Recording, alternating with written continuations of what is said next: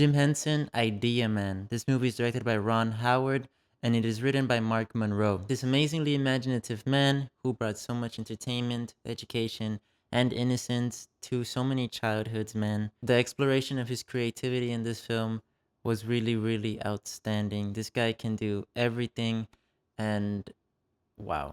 The film says it itself. He doesn't want to be in a box, and he never was. If you don't know who Ron Howard is, a director, you got to check out some more of his films. He directed A Beautiful Mind with Russell Crowe.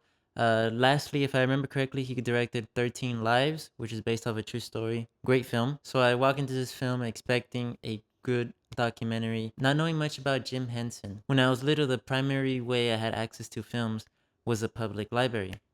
Unless I had a school assignment, I'd never go to the book section and I would grab anything that would be interesting to me. I'd watch the film, bring it back within a week. One of the movies I grabbed was The Muppets of 2011. And up to that point, I had a rigid opinion about musicals. This movie just completely destroyed my world in the best way possible. I had so much fun watching this film, so much innocence, there was so much brightness.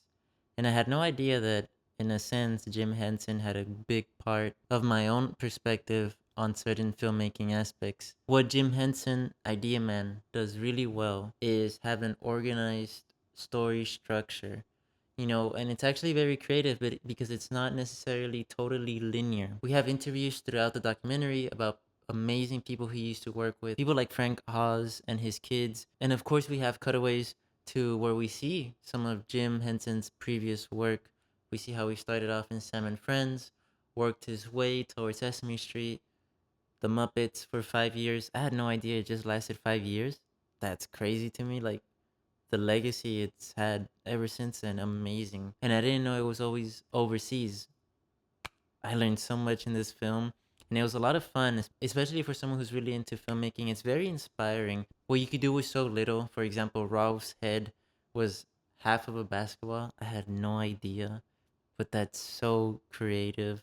And just using what you have, or things like the editing while live, that was great. And of course, just being experimental, being willing and daring enough to try many things. What the film does really well in terms of non-linear editing is, we have moments where we speak about his childhood, and then we go to where he's an adult starting to work in Sesame Street and then the Muppets. And then when it's necessary, we cut to a tragic moment that happened in his childhood, but it pertains to time, and why time and, in a sense, mortality was always on Jim Henson's mind. It has to do with a very close family member passing away. It was very smart the way the film was structured. I recommend this if you're looking for a good documentary, looking to learn, and if you're into filmmaking, I think this is a good documentary to watch. He's one of the most influential filmmakers out there, so it was so interesting to learn about him. I am gonna give this film an A minus. Disney Plus came out with something good this year, thank God. I'm not too sure if this film has a parental rating. If I were to give it one, it would be a PG. Nothing outside of a kid's film other than a small mention of nightclubs in the middle of the film. That's pretty much it. Nothing shown.